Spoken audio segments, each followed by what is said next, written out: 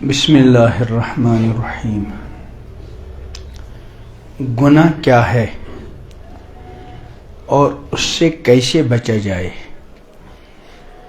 عن النواس ابن سمعان رضی اللہ عنہ قال سألت رسول اللہ صلی اللہ علیہ وسلم عن البر والإثم فقال البر حسن الخلق والإثم ما حاك في صدرك وَكَرِهْتَ أَن يَطَّلِعَ عَلَيْهِ النَّاسِ۔ حضرت نواس ابن سمعان رضی اللہ عنہ فرماتے ہیں رحمت عالم صلی اللہ علیہ وسلم سے میں نے نیکی اور گناہ کے متعلق سوال کیا کہ نیکی کیا ہے اور گناہ کیا ہے۔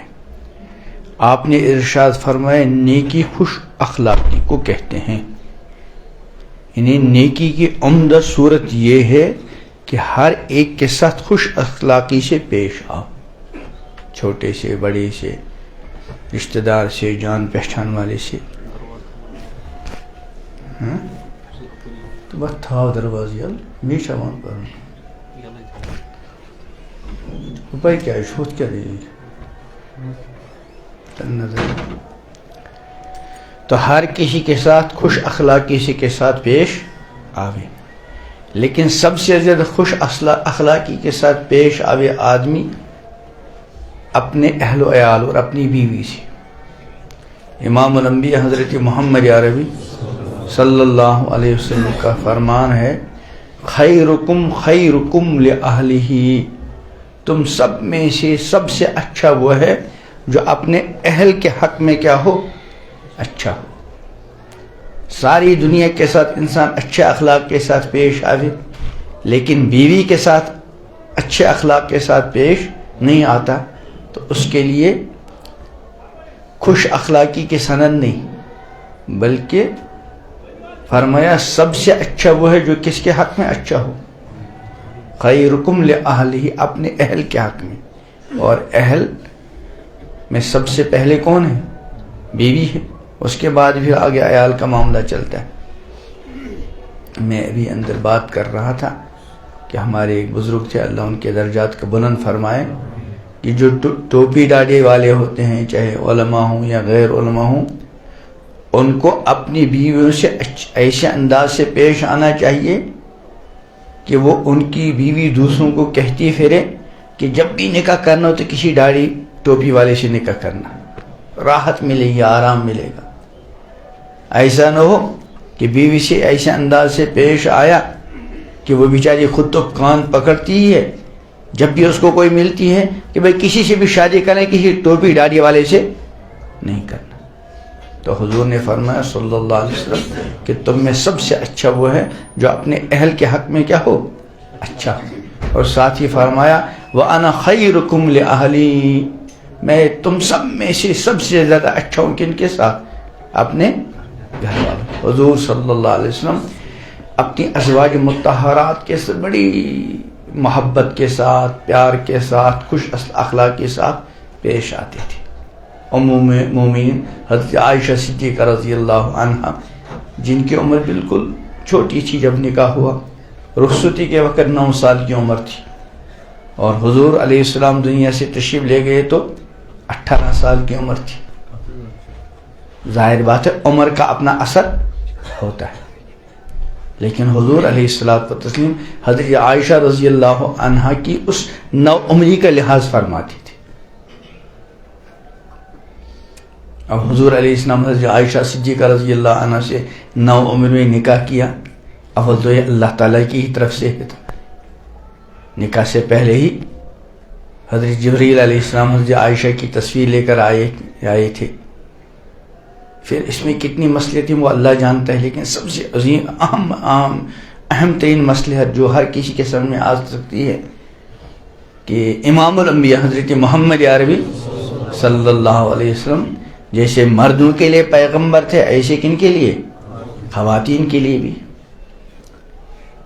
اور بہت سے ایسے مسائل جن کا تعلق خواتین کے ساتھ ہے،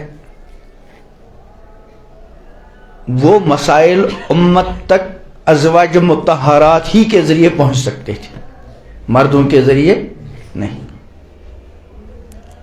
اور علم حاصل کرنے کی جو عمر ہے وہ حضرت عائشہ کو ملی تھی، یعنی 9 سال سے لے کر 18 سال تک وہ جو حضور صلی اللہ علیہ وسلم کی مقدس مبارک خدمت میں اور آپ کی صحبت میں 9 سال رہنے کا موقع ملا. اور عمر بھی وہ تھی مبارک عمر جس میں قوت حافظہ بھی ٹھیک ہوتا ہوا، علم حاصل کرنے کی بہترین عمر تھی. چنانچہ ازواج مطہرات میں سب سے زیادہ علم پیغمبر علیہ السلام کا جو امت تک پہنچا وہ کس کے ذریعے؟ حضرت عائشہ رضی اللہ عنہ کے ذریعے. بلکہ بعض مرتبہ بڑے بڑے صحابہ کے درمیان کوئی ایسا مسئلہ پیش آتا، ان کے سامنے حضور علیہ السلام کی طرف سے کوئی اس سلسلے میں کوئی عملی معاملہ صحابہ کے سامنے نہیں ہوتا تھا، تو بڑے بڑے صحابہ حضرت عائشہ صدیقہ رضی اللہ عنہ کی طرف کیا فرماتے؟ رجوع فرماتے. اور حضرت عائشہ صدیقہ رضی اللہ عنہ وہ جو مبارک زمانہ 9 سال سے لے کر 18 سال تک کا حضور علیہ السلام کی صحبت میں ملا تھا، تو اس کی روشنی میں ایسا حل پیش فرماتی تھی کہ صحابہ کیا ہوتے تھے؟ مطمئن. تو حضرت عائشہ رضی اللہ عنہ کے ساتھ حضور علیہ السلام ان کی عمر کے اعتبار سے لحاظ فرماتی تھی. باقی جو کفار اور دوسرے اعتراضات اور یہ ان باتوں کی طرف ایک مسلمان کو بالکل دھیان بھی نہیں دینا چاہیے. وہ تو قرآن نے فرمایا لَتُبْلَوُنَّ فِي أَمْوَالِكُمْ وَأَنفُسِكُمْ وَلَتَسْمَعُنَّ مِنَ الَّذِينَ أُوتُوا الْكِتَابَ مِنْ قَبْلِكُمْ وَمِنَ الَّذِينَ أَشْرَكُوا أَذًى كَثِيرًا، کہ ضرور بے ضرور سنو گے تم اہل کتاب کی طرف سے اور مشرکین کی طرف سے ایسی تکلیف دہ باتیں، تو پیشن گوئی. تو ایک مسلمان کو ان باتوں سے مرعوب نہیں ہونا چاہیے. یہ صحابہ کی شان تھی.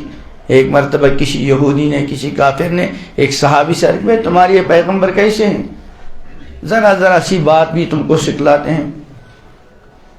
تو وہ صحابی مرعوب نہیں ہوئے، کہا ہاں ہمارے ایسے پیغمبر ہیں وہ ہم کو ہر بات سکھلاتے ہیں، حتیٰ کہ استنجا کرنا بھی. تو صحابی مرعوب نہیں ہوئے. ہم ذرا سی باتوں سے کیا ہو جاتے ہیں؟ مرعوب ہو جاتے ہیں. ایسا بالکل نہیں. دیکھو حضور علیہ الصلوۃ والتسلیم نے 25 سال کی عمر میں نکاح کن کے ساتھ کیا؟ حضرت خدیجہ الکبریٰ رضی اللہ عنہ کے ساتھ، جن کی عمر مبارک کتنی تھی؟ 40 سال. آج کوئی ایسا کر سکتا ہے؟ پھر حضرت خدیجہ رضی اللہ عنہ کے وفات کے بعد حضرت سودا اور حضرت عائشہ رضی اللہ عنہ سے نکاح ہوا. اور یقین حضرت عائشہ کی خوبیوں کی وجہ سے حضور علیہ السلام کو ازواج مطہرات میں سب سے زیادہ محبت کن کے ساتھ تھی؟ حضرت عائشہ. لیکن ایسی چہیتی بیوی ہونے کے باوجود اور نوعمر بیوی ہونے کے باوجود حضور علیہ السلام نے حضرت عائشہ کے علاوہ ان کی موجودگی میں کئی ایسی خواتین سے نکاح کر لیا جو کیا تھی؟ بیوہ تھی، مطلقہ تھی. یعنی ایک نوعمر بیوی اور خوبصورت بیوی جس کے ساتھ بہت زیادہ محبت تھی، ان کے ہوتے ہوئے حضور علیہ السلام نے عمر رسیدہ خواتین کے ساتھ اور جن کے پہلے نکاح ہوئے تھے اور یا طلاقیں ہوئی تھی یا ان کے شوہر کی وفات ہو گئی تھی، ان سے بھی نکاح کر لیا. تو حضور علیہ السلام جو متعدد نکاح آپ نے فرمائے اس میں امت اور انسانیت کی بہتری مطلوب تھی. ازواج مطہرات کے ذریعے امت کے پاس علم کا ایک بڑا ذخیرہ پہنچا، اور اس میں سب سے زیادہ اہم خدمت جو انجام دی وہ کنہوں نے دی؟ حضرت عائشہ صدیقہ رضی اللہ عنہ نے. چونکہ عمر ہی وہ چھوٹی تھی. ہمارے یہاں جو بچے حفظ کرتے ہیں تو وہی 9 سال کی عمر میں ہم لیتے ہیں.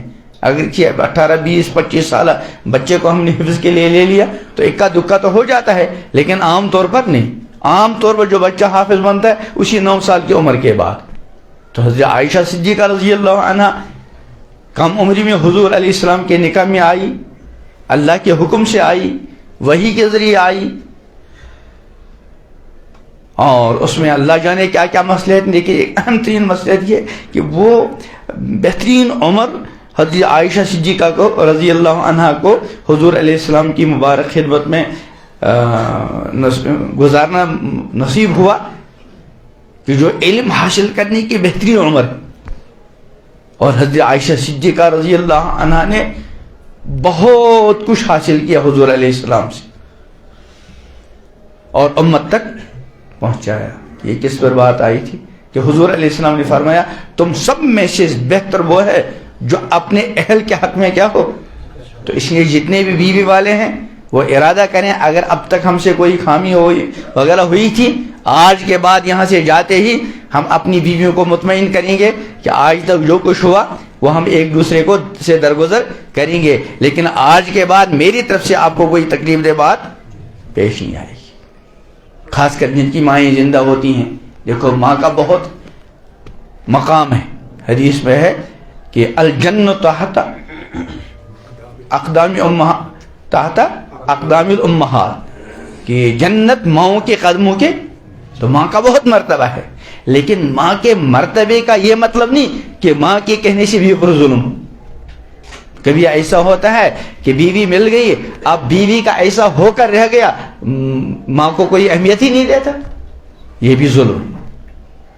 اور کبھی اپنی ماں کا ایسا فرما بردار بن جاتا ہے کہ بیوی پر ظلم، ماں بیوی پر ظلم کر رہی ہے اور یہ ٹس سے مس نہیں ہوتا۔ بھائی ٹھیک ہے تم ماں کو کچھ نہیں کہہ سکتے، کم سے کم اپنی بیوی کا دل جل گیا، یہ بیچاری ہے کیا معذور ہے فلاں ہے، میں تمہارا ہوں۔ یعنی بیوی کو یہ پتہ چلے چاہے سسر میرا ہے یا نہیں ہے، ساس میری ہے یا نہیں ہے، شوہر کی بہن میری ہے یا نہیں ہے، لیکن میرا شوہر ہے تو مجھے اب کسی اور کی کوئی پرواہ نہیں۔ لیکن جب شوہر بھی بد اخلاقی کے ساتھ پیش آئے، ادھر سے ساس کا ظلم و ستم سہ رہی ہے، ادھر سے بھائی کی بہنوں کا ظلم و ستم، تو اس پر اللہ کی بہت پکڑ بھی ہو سکتی ہے۔ عام طور پر گھروں میں ساس اور بہو کا جھگڑا چلتا ہے اور عموماً زیادتی ہوتی ہے ساس کی طرف سے۔ کبھی ایسا ہوتا ہے کہ بہو بعض مرتبہ ایسی تیز مزاج کی ہوتی ہے، ایسا بھی ہو سکتا ہے، لیکن عموماً جو ہے ماں کی زیادتی ہوتی ہے۔ ساس زیادتی کرتے کس کے ساتھ؟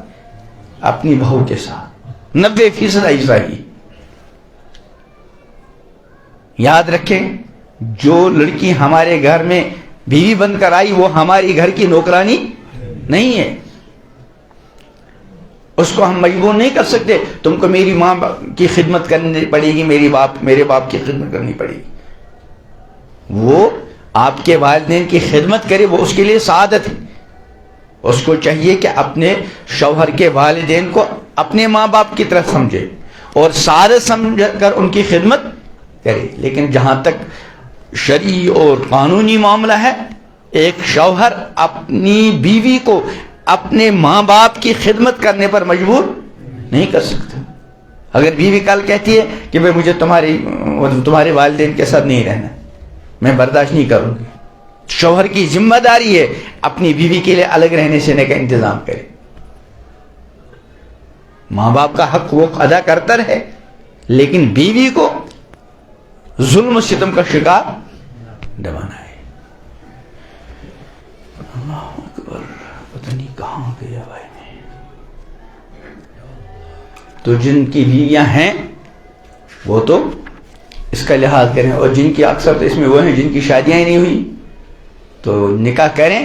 ہمارے حضرت فرماتے تھے رحمۃ اللہ علیہ، نکاح آسان ہے، نبھا مشکل۔ نکاح کرے تو کس نیت سے کرے؟ نبھا کی نیت سے۔ اور حضور علیہ السلام نے تو پہلے ہی اپنی امت کو آگاہ کر رکھا ہے، تلقین کر رکھی ہے۔ دیکھو اگر ہمارا کوئی استاد ہو، ہمارا کوئی بڑا ہو، وہ کسی کے بارے میں ہم کو تاکید کرے دیکھو اس کے ساتھ بہت اچھی طریقے سے پیش آنا، تو ہم کیا کہیں گے؟ میں ہمارے استاد محترم کی وصیت ہے، ہمارے والد محترم کی وصیت، ہمارے پیر صاحب کی وصیت.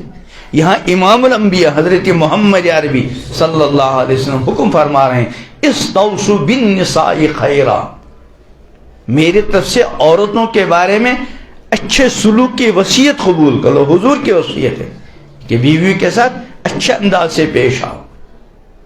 بلکہ سفارش بھی فرمائی ہے یہ ٹیڑھی پسلی سے پیدا ہوئی ہے، یہ کبھی نہ کبھی اپنا ٹیڑھا پن دکھلائے گی. اس کے ٹیڑھے پن کو برداشت کرو اور زندگی کے سفر کو کیا رکھو جاری. یہ رفیق حیات کہلاتی ہے، زندگی کی ساتن.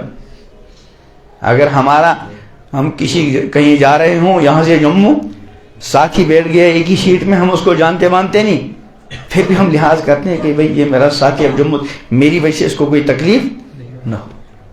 حالانکہ چند گھنٹے کا ساتھی ہوائی جہاز میں یہاں سے دہلی 1.5 گھنٹہ لگے گا، اس کا لحاظ رکھتے ہیں. تو بیوی تو زندگی بھر کی ساتن ہے، اس کے ساتھ کس انداز سے پیش آنا چاہیے. تو جن کی شادیاں نہیں ہوئی تو نکاح اس نیت کے ساتھ کریں کہ انشاءاللہ میں نکاح کے بعد اپنی بیوی کے ساتھ اچھی طرح نباہ کروں گا. تو بیوی کی وجہ سے ماں کی حق تلفی نہ ہو، لیکن ماں کی وجہ سے بیوی پر ظلم، ادھر سے تو ساس ظلم کر رہی ہے، ادھر سے کوئی اور ظلم کر رہا ہے، اور ادھر سے میاں جو ہے جس کو بیوی اپنا سب کچھ سمجھتی ہے وہ بھی دوسروں کا ساتھ دے کر اپنی بیوی کا دل ہر وقت دکھاتا رہے. اللہ کی ہاں باز پرس ہوگی. اللہ تعالیٰ بچائے. پتہ نہیں کہاں گئے مضمون جو میں سنا رہا تھا.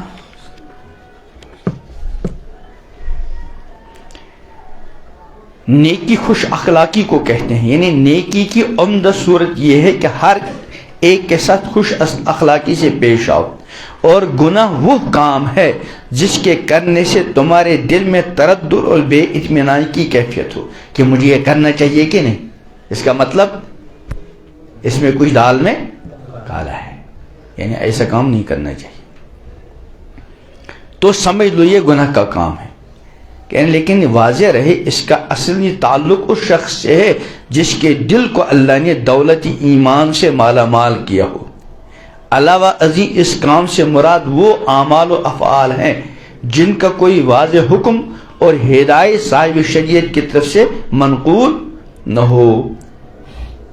اور گناہ کی دوسری علامت یہ کہ تم اس بات کو پسند نہ کرو کہ لوگ تمہاری اس کام سے واقف ہو جائیں. گناہوں سے بچنا چاہیے کہ گناہ کے 3 مضر اثرات. کہنے اگر الیاذ باللہ گناہ کے صادر ہونے کے بعد توبہ، تلافی اور معافی کا اہتمام نہ کیا تو پھر گناہ کے مضر اثرات ضرور ظاہر ہو کر رہیں گے. اور بنیادی طور پر کتاب و سنت کی روشنی میں گناہوں کے 3 مضر اور برے اثرات ثابت ہیں. نمبر 1 اللہ کی ناراضگی. اللہ اپنی ناراضگی سے بچائے. دیکھو جس شاگرد کے دل میں اپنے استاد کا بہت زیادہ احترام ہو، جس اولاد کے دل میں ماں باپ کا بہت احترام اور ہونا چاہیے، پھر کوئی ایسی بات ہو گئی کہ اس کو لگا کہ میرے والد یا میری والدہ مجھ سے کیا ہو گئے ناراض، میرے استاد مجھ سے کیا ہو گئے، تو انسان اندر سے بے چین ہوتا ہے اور بے قرار ہوتا ہے کس طرح میرا والد اور میری والدہ یا میرا استاد مجھ سے کیا ہو جائے راضی ہو جائے. حالانکہ بعض مرتبہ وہ گناہ کا کام نہیں ہوتا. ہاں والد کے منشے کے خلاف ہے، والدہ کے منشے کے خلاف ہے، استاد کے منشے کے خلاف ہے، اور شاگرد کو لگا، اولاد کو لگا کہ بھئی مجھے لگتا ہے کہ میں نے جو کام کیے ان کے منشے کے، انہیں صراحت منع نہیں کیا لیکن وہ ان کے منشا کو دیکھتا ہے. اور یہاں پوری کائنات کے خالق و مالک کسی کام سے منع کر رہے ہیں اور انسان اس کا ارتکاب کرتا ہے، پھر بے چین نہیں ہوتا، بے قرار نہیں ہوتا، اللہ کی ناراضگی سے نہیں ڈرتا. اللہ کی ناراضگی سے اللہ ہم سب کی حفاظت کرے. تو فرماتے ہیں 3 برے اثرات. نمبر 1 اللہ کی ناراضگی. نمبر 2 دل کی بے چینی، نمبر 3 دل کی سیاہی و سختی۔ کسی بھی گناہ کا پہلا مضر اثر یہ ہوتا ہے کہ اس سے اللہ ناراض ہو جاتے ہیں، اور اللہ تعالیٰ کی ناراضگی کوئی معمولی چیز نہیں بلکہ عذاب الہی کا اصل سبب یہی ہے۔ چنانچہ قرآن کریم نے مختلف قوموں پر نازل ہونے والے عذاب الہی کا اصل سبب یہی بیان کیا ہے کہ انہوں نے گناہوں کے ذریعے اللہ کو ناراض کیا تو عذاب الہی نے انہیں ایک مدت کے بعد پکڑ لیا۔ چنانچہ ارشاد ہے فَكُلًّا أَخَذْنَا بِذَنبِهِ، ہم نے ان سب کو ان کے گناہوں کی وجہ سے پکڑ لیا۔ پھر الگ الگ قوموں کے فلاں قوم کو اس عذاب سے پکڑا، فلاں قوم کو اس عذاب سے پکڑا۔ غالباً اسی وجہ سے حدیث میں ہے کہ حضور اکرم صلی اللہ علیہ وسلم نے حضرت عائشہ رضی اللہ عنہا اور ان کے ذریعے اس امت کو اس بات کی تاکید فرمائی کہ ہر طرح کے چھوٹے بڑے گناہوں سے بچو، کیونکہ معمولی گناہ پر بھی مطالبہ اور مواخذہ ممکن ہے۔ چنانچہ فرمایا یا عائشہ ایاک و محقرات الذنوب فإن لها من اللہ طالبا۔ اس کا مکمل خلاصہ یہ ہے، اے عائشہ چھوٹے چھوٹے گناہوں کو بھی سے بھی اپنے آپ کو بچاؤ، اس لیے کہ اس پر اللہ کی طرف سے مواخذہ ہو سکتا ہے۔ صاحبو، اگر اللہ کی رضامندی بہت بڑی چیز ہے، چنانچہ قرآن میں ہے وَرِضْوَانٌ مِّنَ اللَّهِ اکبر، تو ناراضگی بھی بہت بری چیز ہے، اور گناہ کا پہلا اثر اللہ کی ناراضگی۔ دوسرا مضر اثر یہ ہوتا ہے کہ گناہ سے دل کا سکون ختم ہو جاتا ہے، جیسے کہ حدیث مذکور میں گناہ کی پہچان بیان کرتے ہوئے فرمایا ما حاک فی صدرک، جس کام سے تمہارے دل میں بے چینی اور بے اطمینانی کی کیفیت پیدا ہو جائے تو وہی گناہ ہے، کیونکہ گناہ کا یہ اثر ہوتا ہے کہ اس سے دل کا سکون ختم ہو جاتا ہے۔ ارشاد ربانی ہے من اعرض عن ذکری فإن له معیشة ضنکا، اس کا مطلب یہ ہے کہ جو ہماری نصیحت و ہدایت سے منہ موڑے گا، ہماری نافرمانی کرے گا، جو کہ گناہ کی حقیقت ہے، تو اس کو بڑی تنگ زندگی ملے گی دنیا میں ہی، اور سکون اس کے دل پر سیاہ داغ لگ جاتا ہے۔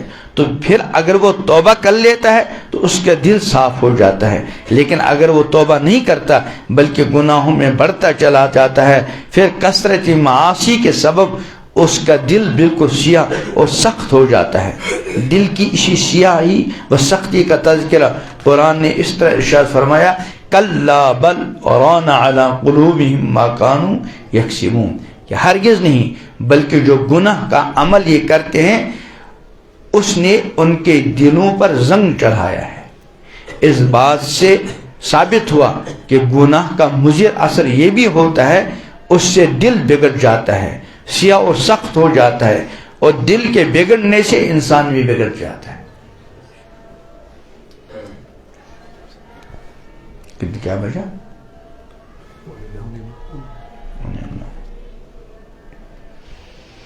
گناہ کی 3 سزائیں،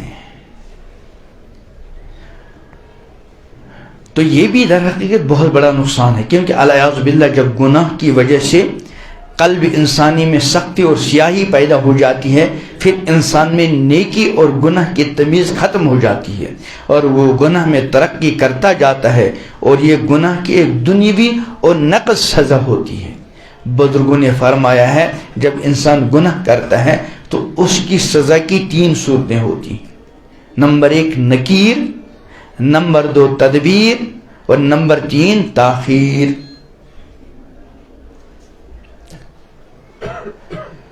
یا تو اس گناہ کے سبب گنہگار کو جانی، مالی یا جسمانی مصیبت میں مبتلا کر دیا جاتا ہے، تو یہ گویا کہ کیا ہے؟ نکیر، تنبیہ۔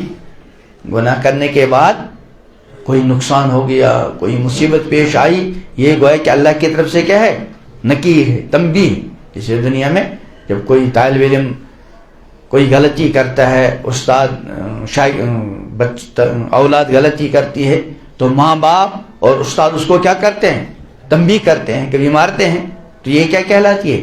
نکیر۔ اور یہ نکیر کرنا بڑی اللہ کی رحمت ہے، حضرت رابعہ بصری رضی رحمہ اللہ، ان کے بارے میں آتا ہے کہ اگر کسی دن ان کو کوئی پریشانی کی بات پیش نہیں آتی، درد سر بھی نہیں ہوتا، تو شاید میرا محبوب آج مجھ سے ناراض ہے. اس لیے اگر گناہ کے بعد کوئی مصیبت پیش آئی، تکلیف پیش آئی، تو یہ ایک اعتبار سے اللہ کی رحمت ہے کہ اللہ یہ نہیں چاہتے کہ یہ گناہ کرے، اس لیے تنبیہ کر رہے ہیں اللہ تعالیٰ.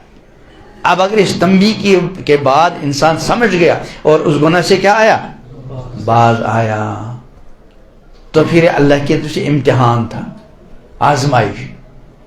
لیکن اگر وہ تنبیہ کے باوجود گناہ کرتا گیا، اب یہ اس کے حق میں کیا ہے، یہ سزا ہے.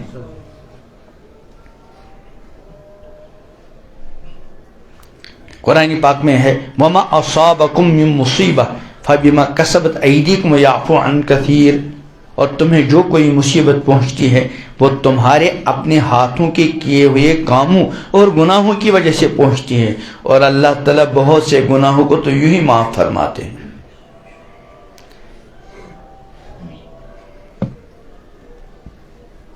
حدیث کا ترجمہ، بندے کو جو تھوڑی بہت تکلیف پہنچتی ہے عموماً یہ اس کے گناہوں کی وجہ سے ہے، اور وہ گناہ جنہیں اللہ تعالیٰ بغیر سزا دیے دنیا اور آخرت میں معاف کرتے ہیں، ان گناہوں سے بہت زیادہ ہے جن پر وہ سزا دیتے ہیں. اگر اللہ ہر گناہ پر سزا دینے لگے تو پھر تو کوئی دنیا میں رہ نہیں پائے گا. فرمایا وَلَوْ يُؤَاخِذُ اللَّهُ النَّاسَ بِمَا كَسَبُوا مَا تَرَكَ عَلَىٰ ظَهْرِهَا مِن دَابَّةٍ، اگر اللہ پکڑ کرنے پہ آ جائیں ان جرائم پر جو لوگ کرتے ہیں تو اس کائنات میں کسی کو زندہ رہنے نہ دیں. معلوم ہوا کہ عموماً دنیا میں مصیبت کسی نہ کسی معصیت اور گناہ کے سبب آتی ہیں.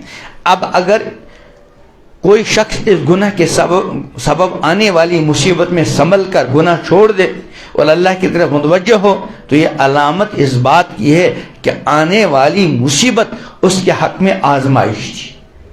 لیکن اگر وہ گناہ نہیں چھوڑتا بلکہ اللہ تعالیٰ کا شکوہ کرتا ہے تو یہ مصیبت گناہ کی سزا ہے. اس سزا کو نکیر کہتے ہیں. اور دوسری سزا وہ ہے جسے تدبیر کہتے ہیں، یعنی کبھی گناہ گار کے ساتھ اللہ تعالیٰ کی خفیہ تدبیر ہوتی ہے. وہ اس طرح جیسا گناہ اور عمل گناہ گار کرتا ہے اسی طرح کا گناہ اور عمل اس کے ساتھ بھی کیا جاتا ہے. مثلاً اگر وہ گناہ گار کسی کو دھوکہ دیتا ہے تو اس کے ساتھ بھی کیا کیا جاتا ہے، دھوکہ کیا جاتا ہے. یہ تدبیر. اگر وہ کسی کو ذلیل کرتا ہے تو اس کو بھی ذلیل کیا جاتا ہے.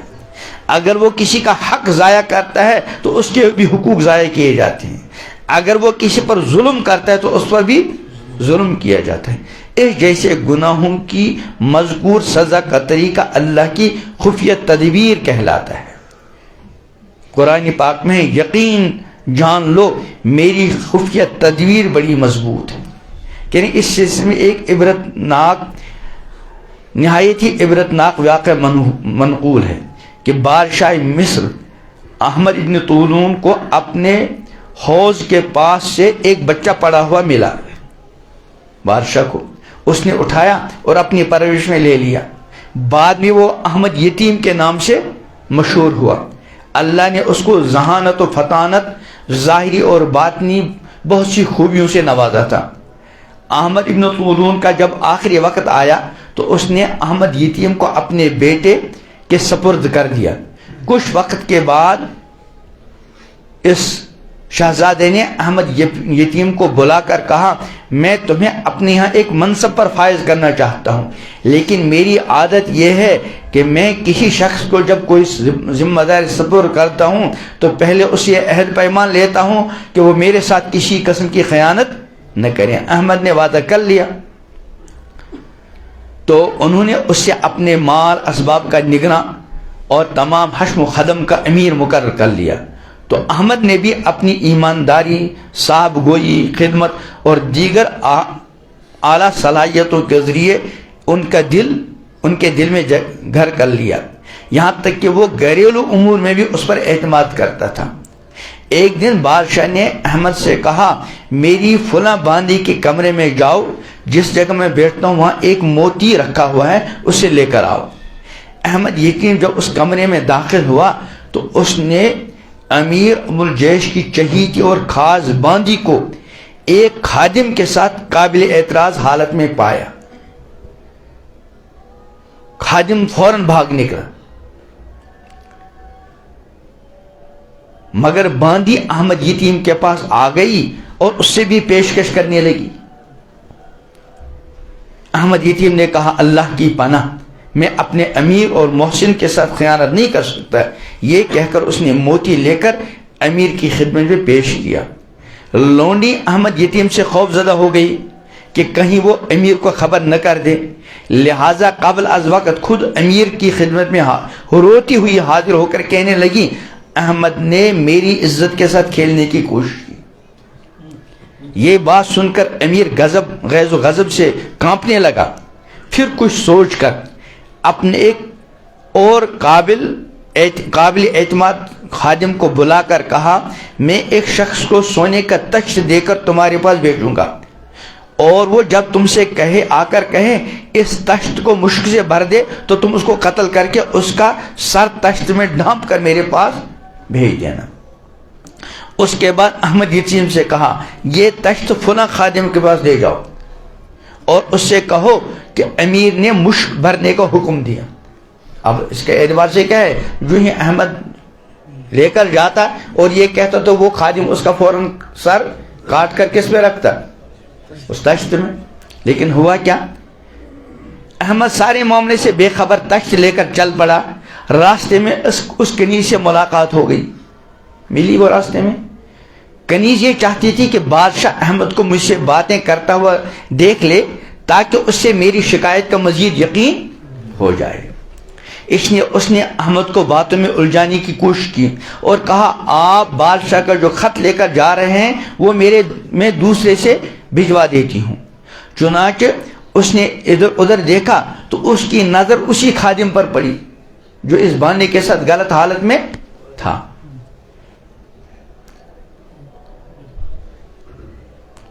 احمد نے کہا یہ تخت آپ اس کے ہاتھ بھیج دو.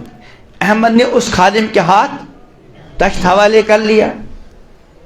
اب وہ خادم جس نے خیانت کی تھی اپنے آقا کے ساتھ، احمد نے اس سے تخت تھماتے ہوئے کہا کہ فلاں خادم کے پاس جا کر اس سے کہو امیر نے اس کو مشک سے بھرنے کا حکم. اب جب اس خادم کے پاس پہنچ گیا تو خادم کو پہلے ہی بادشاہ نے کیا کہا تھا، جب آئے گا تو فوراً اس کا سر کاٹو. خادم نے جا کر اسی طرح کہا تو پروگرام کے مطابق خادم نے اس کا سر کاٹا اور تخت میں ڈھانپ کر چل پڑا. راستے میں احمد یتیم نے اس سے تخت لے لیا اور بے پرواہ ہو کر اس میں کیا ہے امیر کی خدمت میں پہنچا. اس کو کچھ خبر نہیں احمد کو. امیر نے جب اس سے تخت لیا اس سے تخت لیے زندہ سلامت دیکھا. بادشاہ کو کیا ذہن میں تھا یہ احمد زندہ کیسے، میں نے تو خادم کو کیا کہا تھا اس کا سر کاٹ کر کس میں رکھو، تو یہ زندہ کیسے. تو حیرت سے کبھی وہ احمد یتیم کو اور کبھی تخت کو دیکھتا، کیونکہ اس کو یقین تھا کہ جس خادم کے ذمہ میں نے ایک ذمہ داری رکھی تھی وہ خلاف ورزی تو کر نہیں سکتا، تو یہ کیسے زندہ آ گیا. اب وہ بھی گمسم، کبھی تخت کو تو کبھی امیر کبھی تخت کو دیکھتا. احمد یتیم نے جب تخت امیر کے سامنے رکھ کر کپڑا ہٹایا تو اس کی آنکھیں بھی کھلی رہ گئی. اس نے دیکھا اس میں تو فلاں آدمی کا سر ہے. اب وہ بھی گمسم، کبھی تخت کو تو کبھی امیر کو دیکھتا. جب اس سے سب کچھ سمجھ میں نہیں آیا تو بے اختیار پکار اٹھا کہ حضرت یہ کیا ہے. تو خود امیر کے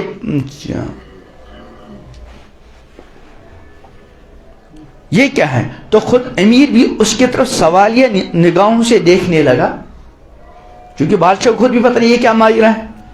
بالآخر اس نے امیر کے پاس تخت لے جا کر واپس آنے تک کی ساری کارگزاری کہ آپ کے حکم کے مطابق گیا فلاں جگہ آپ کی اس نے مجھے باتوں میں لگایا اور جو تخت مجھے تھی وہ انہوں نے اس خادم کو دے دیا. سنائی اور اس کے علاوہ کسی بات سے لا علمی کہ اس کے علاوہ مجھے کچھ پتا نہیں. امیر نے احمد یتیم کی طرف دیکھتے ہوئے سوال کیا تم اس مقتول کے متعلق کوئی ایسی بات جانتے ہو جس کی وجہ سے اس انجام تک پہنچا ہے؟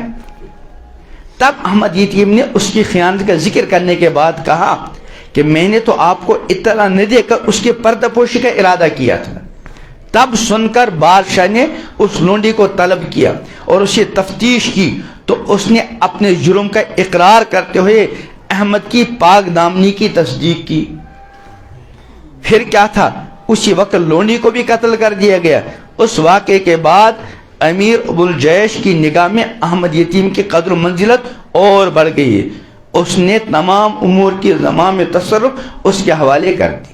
غور کیجئے کہ دیانت دار کو اس کی دیانت کا صلہ ملا اور خیانت کرنے والے کو اس کی خیانت کا بدلہ کس طرح ملا.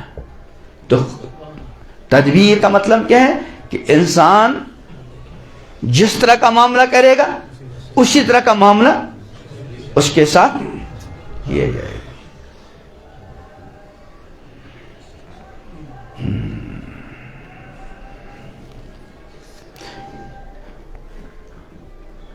گناہ کی تیسری شکل بڑی عجیب ہے.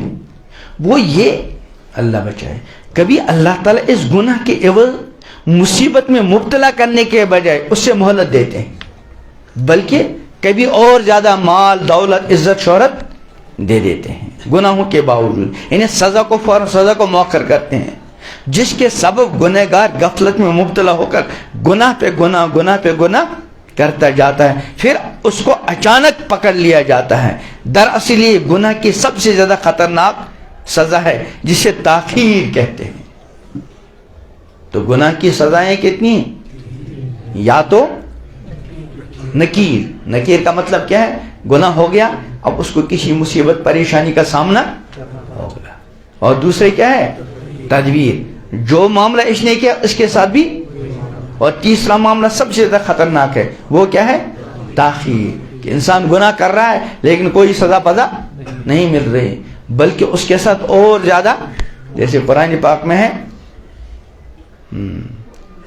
فتحنا علیم ابواب کل، یعنی جب وہ خوب گناہوں میں آگے بڑھے اور سمجھنے کے باوجود نہیں آئے تو اللہ نے ہر طرح کے دروازے ان پر حتی اذا فرحوا، یہاں تک وہ خوب خوش ہو گئے، مست ہو گئے تو اللہ نے اچانک پکڑ لیا.